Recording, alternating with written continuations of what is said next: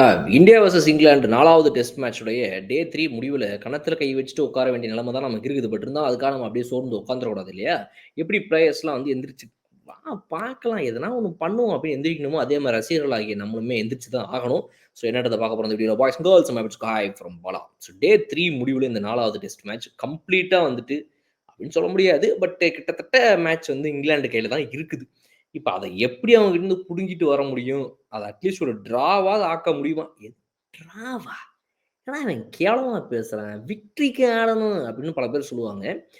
அதெல்லாம் நமக்கு முதல்ல நம்ம தோக்காம இருக்கணுங்கிறதே இங்க ஒரு பெரிய விஷயமா தான் இருக்குது இந்த மேட்ச்ல. போன மேட்ச் மாரி தான்.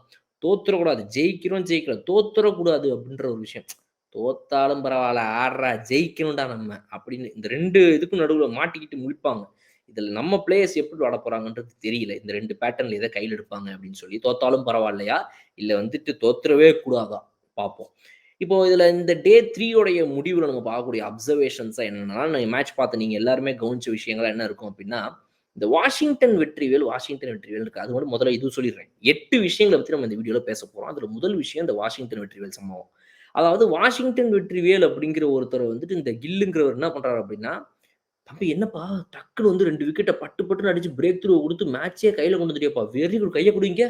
சூப்பர்ப்பா நீ. சரி அப்படி போய் உட்காரு. அப்புறம் உன்னைய கூப்பிடுறேன்." அப்படின்ட்டு ஒரு பெரிய பிரேக் அவருக்கு. திரும்ப அவர் உள்ள வர்றதுக்குள்ள எங்கெங்கேயோ போயிருச்சு கேம். ஸோ அந்த மாரி ஒரு ஒரு நல்லா போடுற பவுலர எப்படி வந்து கட் பண்ண தோணுது இந்த கில்லுங்கிற கேப்டனுக்குங்கிறது ஒரு மிகப்பெரிய கேள்வி. அத தாண்டி பார்த்தீங்க அப்படின்னா, ஃபீல்டு செட்டப்ஸ்லாம் வந்துட்டு கொஞ்சம் லைட்டா ஒரு விக்கெட் போய் உள்ள வந்தோனே இந்த அட்டாக்கிங் ஃபீல்டெல்லாம் போட்டு இந்த ஷார்ட் மிட் ஆனு, ஷார்ட் கல்லி, அப்புறம் வந்துட்டு ஷார்ட் கவர் அப்படி இப்படின்னு போட்டு குண்டக்க மண்டக்க ஃபீல்ட பக்கத்துல வச்சு நீ லைட்டா தட்டி இங்க அங்க எட்ஜ் ஆனாலும் புடிக்கிறதுக்கு கேட்சிங் பொசிஷன்ஸ்ல ஆளுங்க இருக்கிறாங்கன்னு சொல்லி ஒரு ஃபீல்டு செட்டப் இந்த இங்கிலாந்து நமக்கு பண்றாய்ங்க. அத நம்ம ஏன் அவைங்களுக்கு பண்ண மாட்டேங்கிறோன்றது எனக்கு புரிய மாட்டேங்குது. இது வந்து ஒரு குழப்பம். இதுதான் வந்து கேப்டன்சி பொறுத்தவரைக்கும் இருக்கக்கூடிய குழப்பம். அதுல மிக முக்கியமானது இந்த வாஷிங்டன் சுந்தர வந்துட்டு எப்படி ஒரு பயன்படுத்தினாருன்றத பார்க்கும்போது, அப்படியே "அண்ணன் நீங்க தான் பண்றீங்களா? இல்ல வெளிய இருந்து யாராவது சொல்லி கிள்ளி நீங்க அது மாரி நடந்துக்கிறீங்களா? எனக்கு புரியல." அப்படின்ற மாரி நம்ம சுப்மன் கில்லோட நடவடிக்கைகள் ரொம்ப குழப்பத்திற்குரிய ஒரு விஷயமா இருந்துச்சு. 2வது விஷயம் என்ன அப்படின்னா, ஃபாஸ்ட் பவுலர்ஸ் ஏன் இன்எஃபெக்டிவா இருக்கிறாங்க? நம்மளுடைய இந்தியன் ஃபாஸ்ட் பவுலர்ஸ் இங்கிலாந்து பிட்சஸ்லங்கிறது வந்து ஒரு மிகப்பெரிய கேள்வி. அவங்கனால நம்மள முடிக்க முடியுது. நம்மனால ஏன் முடிக்க முடியல அவைங்க? நம்ம அதிகபட்சம் 40, 30ன்னு அடிக்கிறோம். எவனாவது ஒருத்தன் 50 அடிக்கிறான், 60 அடிக்கிறானுங்க. அவனுங்க எல்லாருமே 70, 70 80, 90 அடிக்கிறானுங்களே! என்ன கத? அப்படிங்கிற மாரி நமக்கு வந்து நம்ம பவுலர்ஸ்னால அவங்கள வந்து நிறுத்தவே முடியல. நிக்காத காட்டார போய்க்கிட்டே இருக்காய்ங்க இங்கிலாந்து பேட்டர்ஸ். ஸோ அவங்கள அவுட் ஆக்குவதற்கான ஒரு டெலிவரிய நம்மளால போட முடியல. ஒரு டேஞ்சரஸா அவன வாழ வைக்கவே முடியல. கிட்ட ஆட்கள போட்டு பவுலிங்க போட்டு தாறுமாறா ரன்ஸே உனக்கு கிடைக்கலடா அப்படின்ற மாரி அவனுங்கள எங்கேயுமே நீங்க ஸ்டாப் பண்ணவே முடியலங்கிறது என்ன ஒரு விஷயம்? ஜஸ்பிரிட் பும்ரா அவருக்கு வந்து ஒரு ஒரு ஓவர் கிடைக்குது. நியூ பால குடுக்குறாங்க. நியூ பால் வந்தோனே ஃபர்ஸ்ட் வந்து யாருக்கு போகுது அப்படின்னா, அன்சுல் கம்போஜ். சரி ரைட். ஏங்க உங்க டீம்ல நியூ பால் போடுறதுக்கு வேற யாரும் ஒண்ணும் பெருசா இல்ல. Okay, okay. இல்ல கேட்டேன். சும்மா கேட்டேன். ஓகே. No problem. அப்படின்ற மாரி இருந்துச்சு. இதுக்கு நடுவுல ஜஸ்பிரிட் பும்ரா என்ன பண்ணிட்டாப்ல அப்படின்னா வந்து கால்ல சின்னதா ஒரு சுளுக்கு அப்படின்னு சொல்லி தலைவன் வந்து ஆஃப் த ஃபீல்ட் போயிட்டாரு. ஒரே 1 ஓவர் அந்த ஸ்பெல்ல போட்டாரு அவரு அந்த செஷன்ல. 1 ஓவர் போட்டு கிளம்பி போனவரு தான். அவரு அதுக்கப்புறம் திரும்ப அந்த ரெஸ்ட்லாம் எடுத்து முடிச்சு சரி பண்ணிட்டு ஷூலாம் மாத்திட்டு திரும்ப உள்ள வந்ததுக்கப்புறம் என்ன சொல்ட்டாங்கன்னா, "நீங்க இவ்வளோ நிமிஷம் வெயிட் பண்ணணுன்றது இருக்கும்ல. இவ்வளோ நிமிஷம் வெளிய போயிருக்கீங்க. அப்ப அட்லீஸ்ட் நீங்க உள்ள வந்ததுக்கப்புறம் இவ்வளோ நிமிஷம் நீங்க பவுலிங் போடாம சும்மா ஃபீல்டுல நிக்கணும். அப்புறம் தான் பவுலிங் போட முடியும்னு." கடைசி இந்த செஷன்லயே ஒரு 1 ஓவர் தான் போடுறாரு. அந்த ஸ்பெல்லுலயே ஒரு 1 ஓவர் தான் போடுறாரு. ஓவரே போட முடியல அதுக்கு மேல. அங்க ரன்ஸ் போய்க்கிட்டே இருக்குது. கடைசியா ஒரு ஓவர் போடான்னு வரும்போது பிரேக் விட்டாய்ங்க. அடுத்த செஷன்ட்டாய்ங்க. Tea break. அப்புறம் அடுத்ததுல வராரு. அப்புறம் வந்து ஒரு போட வராரு. முதல் ஓவரே பார்த்தீங்கன்னா வந்துட்டு ஒரு 11 ரன் குடுக்குறாரு பும்ரா. அந்த ஃபர்ஸ்ட் போட்டார்ல அத சொல்றேன். 11 ரன் குடுக்குறாரு. என்னங்க நடக்குது? ஜஸ்பிரிட் பும்ராக்கு இப்படி ஒரு நிலைமையா? அப்படின்ற மாரி அவருக்கே ஒரு கொடும. அப்புறம் மத்த பவுலர்ஸ்லாம் நீங்க நெனச்சு பார்த்துக்கோங்க எந்த நிலைமையில இருக்கும்னு. அதனால நம்ம ஃபாஸ்ட் பவுலர்ஸ் இன்எஃபெக்டிவா இருந்தது ஒரு மிகப்பெரிய வருத்தம். எஃபெக்டிவா இருக்கிற ஸ்பின் பவுலர சுப்மன் கில் ஸ்டாப் பண்ணி வச்சுருவாரு. ஃபாஸ்ட் பவுலர் தான் விக்கெட் எடுக்கும் இங்கிலாந்துல. ஸ்பின் பவுலர்லாம் எடுத்தா அம்பயர் ஒத்துக்க மாட்டாங்க. அப்படின்னு எதுவும் விதி இருக்குதா? எனக்கு புரியல. என்ன நெனச்சாருன்னு. ரைட். 3வது விஷயம் ரன் அவுட் சான்ஸ இவங்க மிஸ் பண்ணாங்கங்க.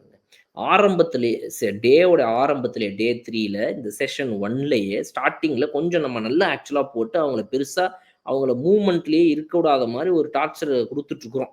ஃபாஸ்ட் பவுலர்ஸ வச்சு. அந்த டைம்ல என்ன ஆகுதுன்னா, ஒரு ரன் அவுட் வாய்ப்பு கிடைக்குது. ஜடேஜா எடுத்து தூக்கி அடிக்க போறாரு. 2 பேட்ஸ்மேனும் ஒரே எண்ட்ல கிட்டத்தட்ட மாட்டிக்கிட்டாங்க. பவுலர்ஸ் எண்ட்ல சிராஜ் அவர்கள் ஃபாலோ த்ரூ போட்டு முடிச்சு ஓடி மூச்சு வாங்கி போய் பேட்ஸ்மேன் கிட்ட நின்று அவரால் ரியலைஸ் பண்ணி அதுக்குள்ளலாம் உள்ள வந்து அந்த பாலை கலெக்ட் பண்ண முடியாது. Practical not possible. அந்த மாதிரி இருக்கிறாரு. சரி ரைட்டு ஓகே அவர் தான் வரல. அடுத்து இந்த பக்கம் மிடான்ல நின்னுகிட்டு இருந்த நம்ம தலைவன் சர்துல் தாக்கூர் அவர்கள் அங்கேயே நின்றுட்டுருக்காப்ல. ஐயோ என்னப்பா விட்ட அப்படின்னு. விட்டையா ஏய் நீ தாண்டா வந்து நின்றுருக்கணும் இவனே அப்படின்னு சொல்லிட்டு நம்மளுடைய இவர் திட்டுறாரு வந்து ரவீந்திர ஜடேஜா. நான் என்ன பண்ணுவேன் அப்படின்னு முகமது சிராஜ் முடிச்சுக்கிட்டு நிற்கிறாப்ல. ஸோ அதனால சர்துல் தாக்கூர் அங்கே வந்து அந்த பாலை கலெக்ட் பண்ணி அடிச்சிருந்தாலும் இல்லை யாராவது ஒருத்தங்க அவர் தான் அந்த இடத்துல வந்திருக்கணும். கிட்ட வந்து அந்த பாலை வாங்க அவர் தான் லைன் ஆஃப் சைட்டில் இருக்கிறாரு பாலுக்கு. நேராக உள்ள வந்து ஓடி டக்குன்னு வந்து நின்றுருக்கணும். பவுலர் இல்லையா இந்த மாதிரி ஒரு ரன் ஓட ஆரம்பிக்கிறாங்கன்னு பார்த்த உடனே அந்த அந்த அந்த அந்த அந்த சமயோஜித்தம் அந்த இடத்துல மிஸ் பண்ணிட்டாங்க நம்ம இந்தியா. அப்படியே மந்தமாக விட்டோம். விட்ட உடனே அந்த ரன் அவுட் சான்ஸ் போயிடுச்சு. அவர் அதுக்குள்ளே திரும்ப வந்துட்டார் உள்ளுக்குள்ளே. அடிச்சிருந்தா ரன் அவுட்டு. அது வந்து போச்சு. அதுக்கப்புறம் பெரிய பார்ட்னர்ஷிப்பாக அது தொடர ஆரம்பிச்சு தான் அது எங்கேயோ போய் முடிஞ்சுது கடைசியில். அதனால் இந்த மாதிரி ஒரு சான்ஸ் நம்ம விட்டோம் செஷன் 1ல் அல்வா சான்ஸ். இந்த மாதிரி ஒரு சின்ன சான்ஸ் தான் மேட்ச் நம்ம பக்கம் டக்குன்னு மாற்றும் இல்லையா? ஸோ அந்த 3வது விக்கெட்டுங்கிறது எங்கேயோ எப்பயோ வந்த உடனே விழுந்துருந்துச்சுன்னா எப்படி இருந்திருக்கும்? அந்த செஷன் ஃபுல்லாக நம்ம விக்கெட்லெஸ்ஸாக போனோம். ஃபர்ஸ்ட் செஷனில் விக்கெட்லெஸ் இந்தியா. ஒரு விக்கெட் கூட எடுக்க முடியல. அப்போ பார்த்துக்கோங்க எந்த அளவுக்கு அவங்க பேட்டிங் பண்ணிக்காங்க. அவ்வளோ வாட்ச்ஃபுல்லாக பார்த்து ஆடுறாங்க அவங்க. ஸோ அடுத்தது 4வது வந்து விஷயம் நம்ம இந்த வீடியோவை பற்றி பார்க்க போகிறது என்ன அப்படின்னா, டே 3 பொறுத்த வரைக்கும் ஜோ ரூட். ஜோ வேறு என அன்புடன் அழைக்கப்படும் ஜோ ரூட் உண்மையாகவே இங்கிலாந்து அணியுடைய வேறு ஆணி வேறு அப்படின்னு சொல்லலாம். 13,000 ரன்களை தாண்டி இன்னைக்கு ரிக்கி பாண்டிங்குடைய second highest run score test cricket history அப்படிங்கிறத தாண்டி இப்போ 2வது இடத்துல இன்னைக்கு ஜோ ரூட் உட்காந்துருக்காரு. வரலாறு இடம் பிடிச்சிருக்கிறாரு. இன்னொரு 2000 ரன் அடிச்சார் அப்படின்னா அவர் சச்சின் டெண்டுல்கரையே டெஸ்ட்டில் வந்துட்டு ரன்ஸுகளை தாண்டி போயிடுவாருங்கிறது வந்து ஒரு மிகப்பெரிய விஷயம். அந்த சாதனையை பண்ணுவதற்கான எல்லா வாய்ப்புகளும் இன்னைக்கு அவர்கிட்ட கையிலேயே இருக்குது. ஜோ ரூட்டை பற்றி நம்ம தனிப்பட்ட ஒரு வீடியோவாக ஒன்று போடுறோம் நம்முடைய கிரிக் ஷேக் இங்கிலீஷ் கிரிக்கெட் சேனலில். அந்த வீடியோ வந்து வரப்போகுது. அதுக்கான வேலைப்பாடுகள் நடந்துகிட்டு இருக்குது. ஜோ ரூட்டை பற்றி ஒரு ஸ்பெஷல் கவரேஜ் வீடியோ. அந்த வீடியோ வந்தோடனே நான் தயவுசெய்து உங்கள்கிட்ட சொல்கிறேன், நீங்களும் போய் பாருங்கள் அந்த வீடியோ எவ்வளோ யூஸ்ஃபுல்லாக இருக்குன்றதை நான் வந்து கண்டிப்பாக இப்போவே கேரண்டி பண்ணுறேன். அந்தளவுக்கு ஜோ ரூட்டை பற்றின ஒரு சூப்பரான கவரேஜ் வீடியோ அது. அண்ட் ஜோ ரூட் மேட்ச்சை நம்மகிட்ட கண்டிப்பாக எடுத்துகிட்டு போயிட்டார் கையை விட்டு. 150 ரன்கள் அடித்து போட்டு சுற்றி இருக்கிற எல்லா பேட்ஸ்மேனும் அடிச்சு அதுக்கு தான் அடுத்தது வரும் 5வது மேட்ரு ஸ்டோக்ஸோடைய பேட்டிங். ஒரு 60 ரன்களுக்கு மேலே அடிச்சுட்டு என்ன பண்ணுறாப்ப தலைவன் அப்படின்னா வந்து ரிட்டையர்டு ஹர்ட் கொடுத்துட்டு வெளியே போயிட்டு ஒரு ரெஸ்ட்டை போட்டுட்டு முடியலைன்னு சொல்லி அதுக்கப்புறம் ஃபுல்லாக எனர்ஜியெல்லாம் ஏற்றிக்கிட்டு திரும்ப வந்து அதுக்கப்புறம் ஒரு அடியை வேற அவர் போட்டு அவர் ஒரு படுத்துட்டாப்ல இன்னைக்கு. இதுக்கு நடுவில் வர அடுத்த பேட்ஸ்மேன்களை பற்றி நம்ம பேசி ஆகணும். ஒரு எந்த அளவுக்கு அப்படின்னா வந்து நம்ம 6வதாக பேச போகிறது வந்துட்டு அந்த பேட்டிங் பற்றி வருவோம். அதுக்கு முன்னாடி ஒரே ஒரு விஷயம் பேசிடுறேன். இந்த இந்திய அணியுடைய ஃபீல்டிங்கில் வந்து ஒரு ஃபயரே நம்ம பார்க்க முடியல. ஃபீல்டுலேயே மொத்தமாகவே ஓவராலாக ஒரு பம்ப்டப்பா உள்ள வந்து ஒரு சின்ன சான்ஸ் வச்சா அதை எடுத்து அடிச்சு அந்த ரன் அவுட்டை விட்டாங்க. எல்லா இடத்துலையுமே ரொம்ப மந்தமாக ஒரு கம்யூனிகேஷனாக அந்த டீமாக பேசி ஈசி வாடா வா வா வா அப்படின்ற மாதிரி அந்த ஒரு ஃபயரை ஒரு பவரை மிஸ் பண்ணுறாங்க. பவுலிங் யூனிட் எங்கேயோ போட்டேங்கிறாங்க. கேப்டன் ஸ்பின்னை விட்டுறாரு. என்ன நடக்குதுன்னே புரியல. அந்த அளவுக்கு கன்ஃபியூசிங்காக இருக்குது. ஒரு ஃபயர் மிஸ் ஆகுது இந்த டீமில். ஓவராலாக ஒரு டீமாக எஃபர்ட்டாக ஒன்றா சேர்ந்து அடிக்கிற அந்த இது மிஸ் ஆகுது இந்தியன் டீம் கிட்ட. அண்ட் லாஸ்ட் 2 விஷயம் 7வது அண்ட் 8வது நம்ம இந்தியாவுடைய பேட்டிங் பற்றி பேச போகிறோம். அதில் வந்துட்டு 7வது நம்ம பேச போகிறது என்னென்னா பேட்டிங் டெப்த்து. அவங்களுடைய நம்பர் 8 நம்பர் 9லாம் கூட எவ்வளோ அழகாக விளாடுறானுங்கன்றதை நம்ம இந்த நாளைக்கு பார்ப்போம். இந்த டே 4ல் பார்ப்போம்.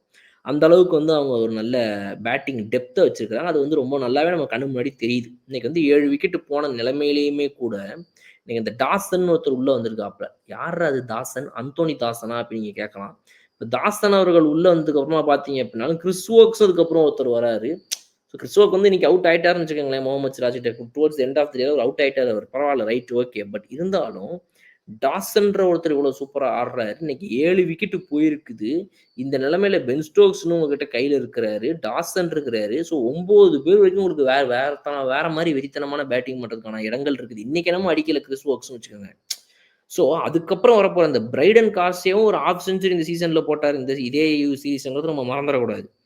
அப்போ ஜொஃப்ரா ஆர்ச்சர் மட்டும் லைட்டாக தடுமாற வாய்ப்புகள் இருக்கே தவிர மற்றபடி 10 பேருமே அற்புதமாக பேட்டிங் பண்ணுறாங்க. நமக்கு இப்போ தான் 8 வரைக்கும் ஓரளவுக்கு முக்கி வர ஆரம்பிச்சிருக்கோம் நம்மளுடைய பேட்டிங் டெப்த்துக்கு. இது நம்ம எப்போ தொட போகிறோம்? அந்த எக்ஸ்ட்ரா 2 பேர் ஆளுக்கு 30-40 அடிச்சா அதுவே எங்கேயோ போகுது. ஸோ அதனால் இங்கிலாந்துடைய இந்த பேட்டிங் டெப்த் நம்ம பாராட்டி ஆகணும். இந்த வீடியோட முடிக்கிறதுக்கு முன்னாடி கடைசியாக நம்ம பேச போகிறோம். இந்த 8வது விஷயம் என்ன இந்த மேட்சை பற்றி, இந்த டே 3 பற்றி அப்படின்னா இந்த பேஸ்பால்னு ஒன்று இருக்குது. அது உண்மையாகவே எனக்கு ரொம்ப கோபத்தை வரவழைக்குதுங்க. உங்களுடைய இங்கிலாந்து பிச்சுக்குன்னு பேஸ் பால் ஆகுது. ஃப்ளாட் பிட்சஸா இருந்தாலும் சரி, லைட்டா மூவ்மெண்ட் இருக்கிற பிட்சா இருந்தாலும் சரி, எதுவா இருந்தாலும் சரி, போட்டு உரி உரி உரிச்சுடுறாங்க இந்த இங்கிலாந்து பிளேயர்ஸ் ஹோம் மேட்சஸ் விளையாடும்போது இந்த பேஸ் பால் கான்செப்ட் வச்சுக்கிட்டு. நீங்க பார்த்தீங்கன்னா, செஷன் பை செஷன் நீங்க பார்த்தீங்கன்னா, அவ்வளோ ரன்கள வந்து குவிக்கிறாங்க நம்மளுடைய இங்கிலாந்து அணி. செஷன் பை செஷன் அவங்களுடைய ரன் ரேட் பார்த்தீங்கன்னா, 4க்கு மேலேயே தான் இருக்குது. 4க்கு மேல ரன் ரேட்டுப்பா. அதுக்கு கம்மியானா அடிக்கிறதெல்லாம் வந்து ரொம்ப பெரிய பாவமாயிரும் பார்த்துக்க அப்டின்ற மாரி. நாங்க முக்கி முக்கி 112, 114 ஓவர்ல 358 அடிச்சா, இவனுங்க நம்மள விட இப்பத்தான் வந்து ஒரு 15 ஓவர் என்னமோ அதிகமா அடிச்சிருக்காய்ங்க. அதுக்குள்ள அவைங்க ஸ்கோர் பார்த்தீங்கன்னா, நம்மள விட 200 ரன் அதிகமா கிட்டத்தட்ட அடிக்கிற நிலைமைக்கு வந்துட்டானுங்க. 180 ரன்ஸ் லீடு இப்ப. 180 ரன்ஸ் என்னைய விட நீ வந்து அதிகமா அடிச்சிட்டு இருக்க. 186 அதிகமா அடிச்சிருக்க. ஆனா என்ன விட அதிகமா நீ யூஸ் பண்ணது வெறும் ஒரு 14, 15 ஓவர் தாங்கிறது எவ்வளவு பெரிய கொடுமை யோசிச்சு பாருங்க. அந்த அளவுக்கு அவைங்க வந்து இந்த பாசிட்டிவ் பேட்டிங்க நம்ம பவுலிங்ட்ட அடிச்சிட்டு இருக்கிறான். நம்ம பவுலிங்னாலே நம்மளால ஒரு டென்ட்டையும் கிரியேட் பண்ண முடியாம பேன்னு உட்காந்துட்டு இருக்கிறோம். பேக்க பேக்கன்னு முழிச்சுக்கிட்டு.